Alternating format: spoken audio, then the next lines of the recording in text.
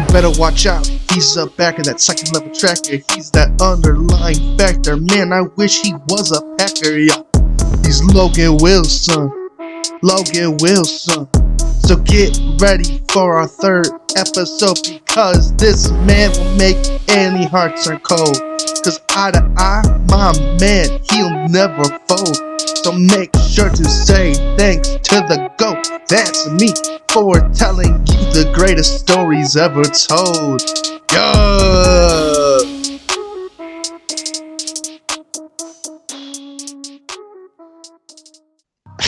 Man, forget sports commentary. I should just do rapping. JK. I know you guys need me too much. Anyways, happy Halloween, everybody. Hopefully I got this video out by Halloween. Yes, we are going to be talking about Logan Wilson, a third-year linebacker in the NFL, who I think is a huge underestimated player. Why do I think that? Well, number one, I think he's quick. 2, I think he's powerful. And 3, I think he helps the defense for the Bengals. But just like every other player I've talked about, I also want to talk about the man he is off the field and how it can contribute to what he does on the field. And that's exactly what I want to talk about. I want to talk about the kind of man he is and what he brings to the people around him and how he pushes them to become better as well as himself. So let's do what we usually do and talk about his background, his story, and his skills in the amazing game of football. And why, even though he is new, he has quite the amount of potential. Let's get into it. Born April 5th, 1996, he was actually a North Dakota native before being moved in the 3rd grade to Casper, Wyoming. But if you ask him, or anyone he knows, he is a proud native Wyoming man. Heck, he might not even know. Probably something his parents had to keep from him. Anyways, in terms of athletics, he started out as a soccer player. Oh, sorry, you guys didn't hear me? I said a puss. It was only after playing football at recess with his soon-to-be lifelong bud, Josh Harshman, that he quickly grew a love for the sport. After that, he did what any normal kid would want to do, which was lift weights with the high school football players. So once he decided to do that, he put down the dresses for soccer and started to go to the actual weight rooms with the varsity players for the entire summer lift. That's right, Lil Logan was pumping iron with the 1 DUI, playboy carrying kid named Hunter in his senior year. Yet, let me just make this clear. Even if the situation does sound a little silly, this is a reoccurring theme for Logan throughout his entire life. Surrounding himself with the right people, and even as important, if not more important, was the work ethic that he would constantly show. And I mean, to be fair, what 3rd grader starts his summer off of the 104 days of summer vacation, excited to lift weights with his senior buddy, who's going extra hard and ejecting trend because his ex-girlfriend Emily cheated on him? A goat, that's who. No, not me. Logan Wilson. That's who. But once the summer was over of running drills, lifting, and cold drills, him and Josh would immediately take to recess as an opportunity to show off all their new hard work. And with that, they started to gather more and more kids to play with them during recess. And that next summer, he had even more kids come out to do the summer workouts, with one adult saying they had 19 kids sleeping over in one house throughout the whole summer for the workouts. And they didn't just stop for 1 year. This went on a whole time, all the way up till middle school. Don't worry, this middle school segment won't take that long, I promise. Transfer from elementary school into middle school was when he really started to make waves. And already in his first year of middle school, he was that guy to beat. Even a former University Wyoming player, Dave Browning, thought so. And when he became a coach, knew in order to win the midget championships, which is what they call the middle school league, they had to figure out a way to beat Logan specifically. And if they could figure that out, they could win. So Logan was undoubtedly good, but these were just the junior leagues. Now it was time for the Friday night lights of high school. Once sophomore year started, he played on all sides of the ball. His most notable thing on offense his sophomore year was being a wide receiver with 9 grabs for 121 yards and 5 touchdowns. And on terms of defense, he only got 2 solo tackles. His best came from something that most people definitely would not expect a future NFL linebacker to be good at. You know, the guy who isn't afraid to meet anybody. Wide receiver, running back, lineman, tight end, it doesn't matter. Yeah, that guy was really good kicker. Don't believe me? He got 101 points on being a kicker alone, and his longest field goal kick was 52 yards. That is better than some D1 college kickers. And this guy was only a sophomore. Dude had a real talent. His dad even helped his son, bringing him out to camp strictly to kick, with his family and even himself thinking that that was the only way he was going to get any real scholarship. That's right, this dude was a kicker. Also, don't get it twisted. I know it sounds like I'm busting on kickers right now, but believe me, I understand that your job is no easy feat. You guys are often ignored unless you do anything wrong, and more often than not are put into tough situations to either win or lose a game. It's just that you don't see many people with the linebacking skill set be able to have a kicking skill set as well. Okay, now that I explained myself, we can get back to the video. Obviously, this earned him plenty of recognition when their team, which remember banded together when they were just kids because of his best friend Josh and Logan himself, working out over the summer starting in 4th grade. They brewed together such a strong team, they won state. Logan was attributed to one of the main reasons of why they did so, which is not hard to see why, as he was the lead scorer, even if it was as a kicker. And with this victory, Logan and company were set to make another great year and turn Natrona High School into a dynasty. Alright. Listen guys, you can call me lazy or any kind of names you want, but I do not want to hear that I did not try, because there was literally nothing about his junior year. I mean, I read every article, watched tons of interviews, but there was diddly squat on why there was no junior year records. It's not like he didn't play either. Not sure what exactly his stats were, and I also know they didn't win state. I think they got runner-up, but I'm halfway sure that Logan kept up with his kicking, but also started to delve more into the offensive and defensive side of the ball, being named first team All-State at 4 positions: wide receiver, defensive back, punter, and kicker. Even got invited to the 25 banquet of Wyoming, which only the best of the players in the state are invited to. But that's really all I got. So, yeah, my bad. On to the next. Now for his senior year, I do have things I can talk about. He once again played on all sides of the ball. In terms of receiving, he more than doubled his yards from sophomore year, which remember was 121 receiving yards to now over 500. Plus he got 7 touchdowns. Absolutely insane? No, but if he could bring other things to the table, then surely there was a place for him on some college football team. And he sure did bring more to the table. Since he played defensive back, he got 15 tackles, 11 being solo, which remember just 2 years ago, he only had 2 tackles. Not to mention he got 4 interceptions, 6 according to other sources, one of which he returned for a touchdown. Now since he was doing dang near everything on the field, they had to give him some sort of break. So instead of being a punter, field goal kicker, and kicker after points, they just put him as a punter. And the only reason they did this was because Logan was starting to complain that his back was hurting. Which I mean, I do understand his plight, but I wonder what exactly made him give up being a kicker. I mean, he was super good, and it seemed like that was his real talent. Anyways, I digress, because he still had that juice in him. In just 16 punts, he racked in 726 yards, which is 46 yards per punt, with his longest being 76 yards. Team-wise, they won their state title their last year, thanks partially to Logan catching a touchdown, and in that game, it was a blowout of 30-7. After the successful season, he was invited to the Shrine Bowl where he kicked extra points for his team. Logan obviously possessed the qualities of a good football player. He was a diverse player who seemed to be a very hardworking, kind, and inspired those around him. Plus, he showed glimpses of potential. More than glimpses, he showed potential. Plus, you don't get to the Shrine Bowl or the Super 25 by just being average. Yet his high school stats hardly gave any reason for colleges to give him a chance with the scholarship. His still best friend Josh Harshman even stated that the odds were that they were going to walk on at Weber State in Ogaden, Utah, the FCS program. But thankfully, just in time, a new head coach, Craig Bowl, who found interest in recruiting in-state, became Wyoming's head coach.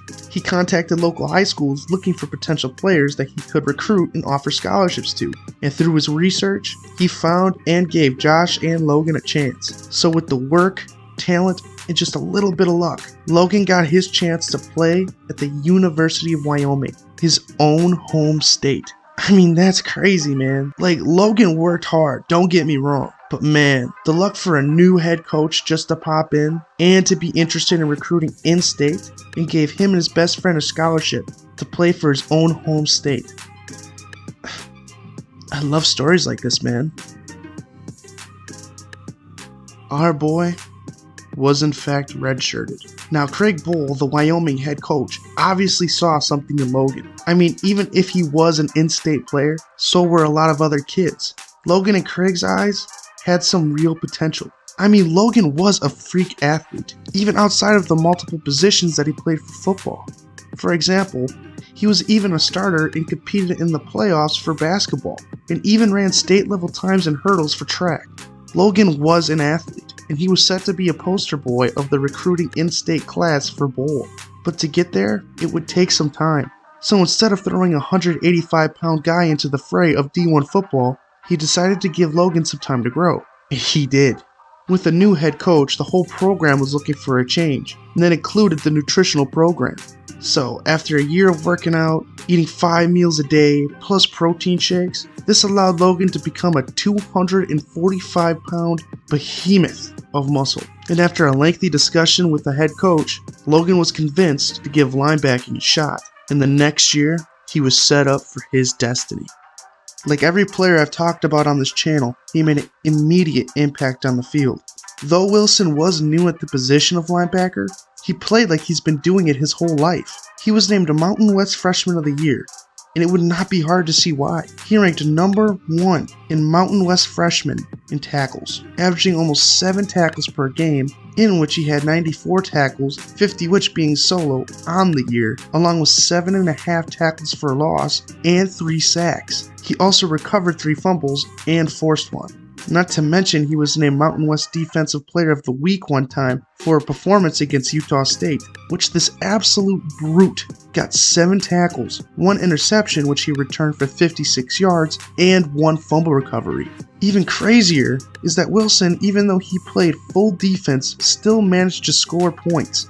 He scored 2 touchdowns on the season, one on a 27-yard return at Eastern Michigan, and 1 fumble recovery in the end zone against the University of Nevada, Las Vegas. He also tied his team with 3 interceptions as a linebacker and as a freshman, which, by the way, he didn't even miss a single game. And by the end of the year, he was made All-American Freshman Team, which the likes of Jalen Hurts were on that list. Not every recruiting story is a successful one, but I'm very glad Bohl took a chance on our man here. Logan continued to work hard and develop, and the team and coach noticed, and to the surprise of even Logan himself, was named team captain as a sophomore, which especially in college only happens if you have the talent, but also the genuine personality to handle such a responsibility. And let me tell you, this man handled all that new pressure spectacularly. If you were a running back, he was there to stop you. If you were passing, he was there to block you. And if you were a wide receiver, he was going to clock you. As a sophomore, Wilson started in all 13 games for the Pokes. He led Wyoming with 111 tackles, 119 on their official site, 76 being solo.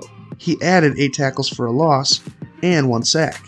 Another thing to note about Wilson was that he was a notorious linebacker, because as a linebacker, you're supposed to stuff and stop runs, and sometimes block throws. But he made himself a great linebacker by having a knack for forcing turnovers, with 2 forced fumbles, even sometimes returning one of them for a touchdown.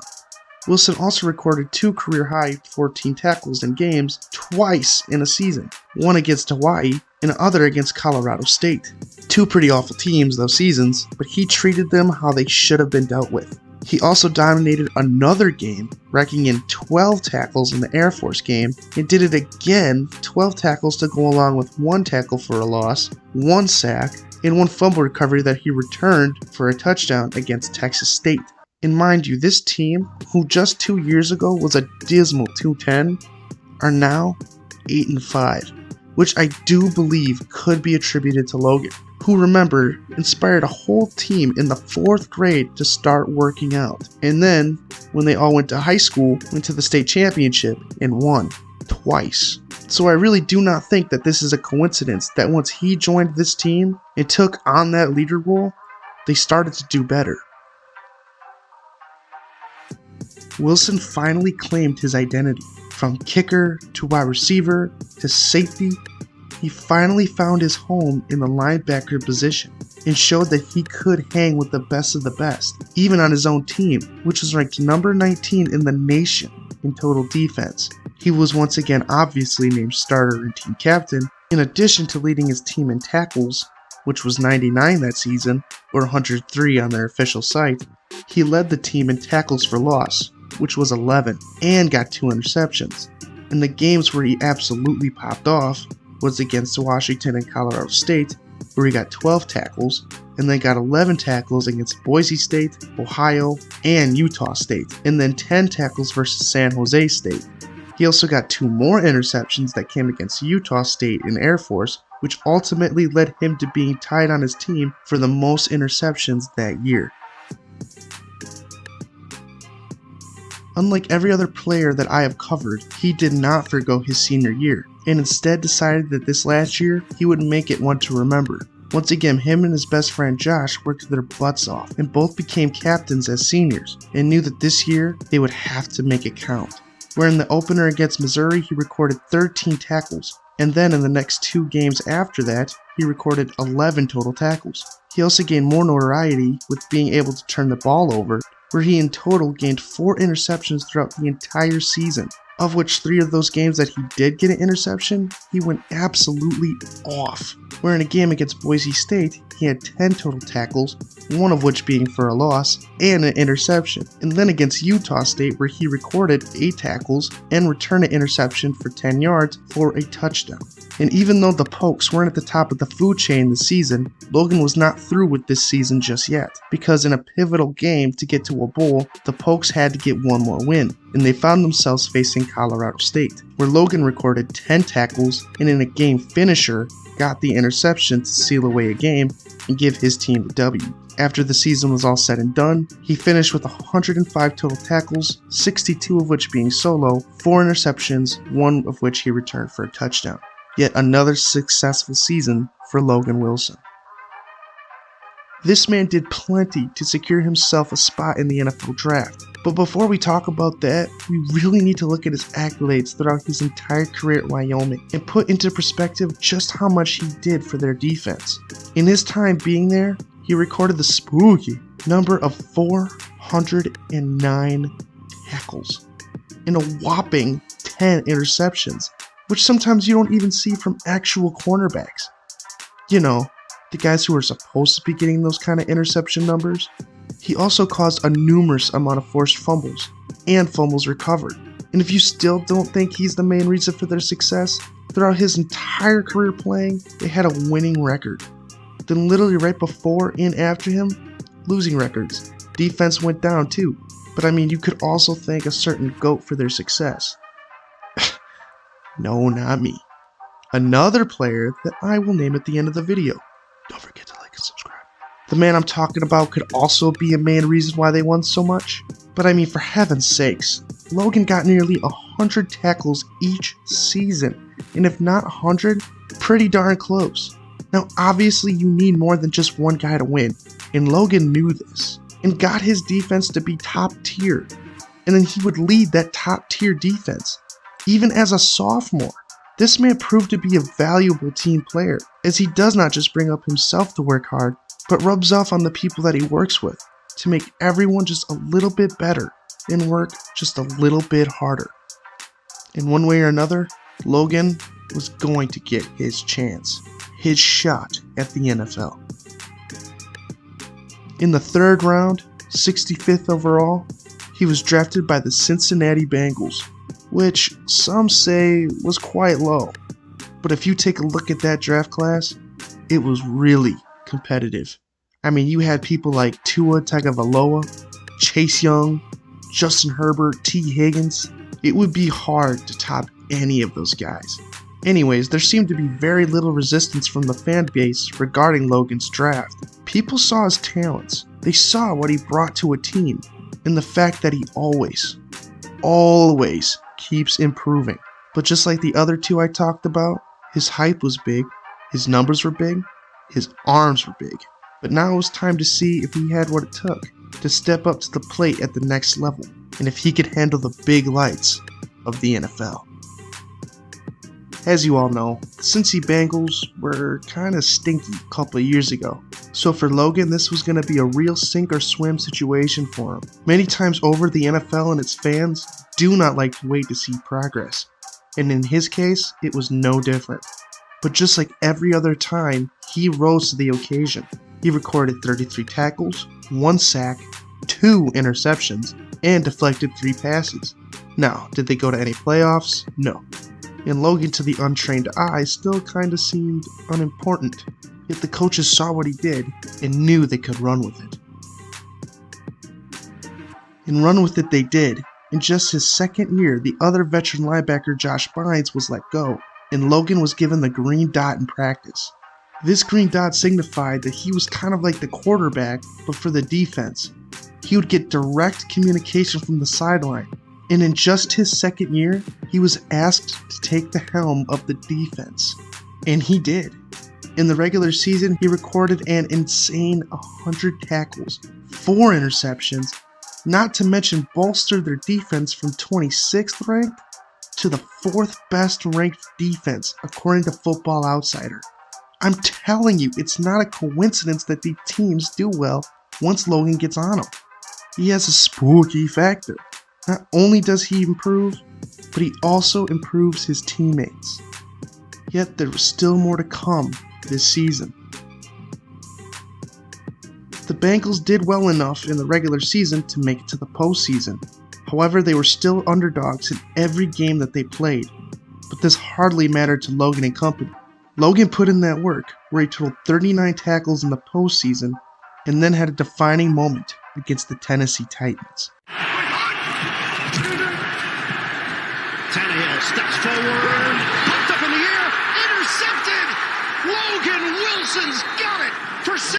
Logan won them the game by putting a stop to the Titans' offense, when with 20 seconds left on the clock, went on to grab an interception and give the ball back to the offense, where Burrow and Chase did their thing, carried the ball downfield, and gave their GOAT, no, not me, their kicker, to seal them the win and give them a chance at playing in the Super Bowl. Where in the first time in a couple decades, were able to play in the AFC Championship, which they managed to put a staggering, surprising stop to the Chiefs, and miraculously beat them in overtime, and then for the 3rd time ever in the history of the Bengals, went on to play in the Super Bowl. I mean, if this right here doesn't prove to you that he is that guy, I don't know what to tell you. In his second year, he was asked to take over the defense. His second year, with the team who's had a horrible track record. Then when he does get put in charge, they go to the Super Bowl. They stop GOATs like Patrick Mahomes. I mean, you gotta be seeing what I'm seeing. I mean, yes, their offense was also amazing, but you can't just win on offense alone. Teams like the Packers have already proved that. It takes both sides. And Logan did his job to the letter, and now he can reap the benefits as he was going to get to play in the big game, the Super Bowl. Logan played his heart out, recording 8 total tackles and getting 2 stuffs, yet sadly they ultimately lost this game, which to be fair, the Rams were a really high-powered offense, which went the Golden State Warrior route and just gathered a bunch of different stars to make a run at the Super Bowl, which, yeah, it worked, but they are definitely paying the price for it right now. Regardless, overall, this was a huge improvement for Cincy. I mean, they went from an absolute joke to a serious contender in what felt like a night.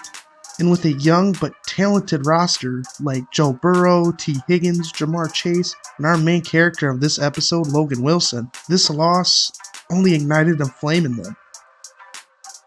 Logan this year is already doing what he does best, beating his record of tackles that he got his first season, which was 33, to now, in only 7 games, getting 38 total tackles, 25 of which are solo, and already has an interception. And hopefully after this episode, you guys keep a better eye on him, and hopefully there will be more to come in the future for our hero. I know most NFL stories that people like to listen to are ones where the guy came from a dirt poor home, where he lived off worms as a meal to survive, where he lost an arm and all of his family, but still managed to rise to the top. But I don't know, I just really liked Logan's story. I mean, throughout the whole thing, no matter where he went, he just seemed to have a charisma about him, something that made people trust him, put their faith in him, work hard with him. I mean, literally every team he started on, In just his sophomore year, he was given the rank of captain, even the NFL. And the best part is, their trust was never misplaced. He continually made himself and the people around him better, and even helped lead his team from a state championship to bowl games to even the Super Bowl. He just seems to be an honest, hardworking Wyoming man. And I don't know, I just really like him. I think he will be an all-time great, and he just hasn't been given enough recognition or credit. So that's why I made this video. And I do think he will be a future GOAT. Just like me. It's your lucky day. You guys got some fun facts to listen to. Guess who was the Wyoming QB while Logan was playing? That's right, the GOAT. No, not me. Josh freaking Allen. Another fun fact, do you know his teammates used to call Wilson the governor because he loved Wyoming and dressed like its popular appeal so much? Plus, he was pretty good at defense. Hey everybody, thanks for watching my third video ever. I'm excited to keep this train rolling and hopefully gain more subscribers, more views, and just be able to pump out some better content that you guys will like to enjoy. Also, just to let you know, for the first time in this channel's history, my viewer count has gone over 100 on my Tua video. Guess his concussion was just a blessing in disguise. I'm kidding. Anyway, you guys are the best. Happy Halloween. Be safe out there. Please do not forget to check out my Instagram and TikTok. Don't forget to like and subscribe and comment on who I should talk about next. Anyways, this is the GOAT. Peace.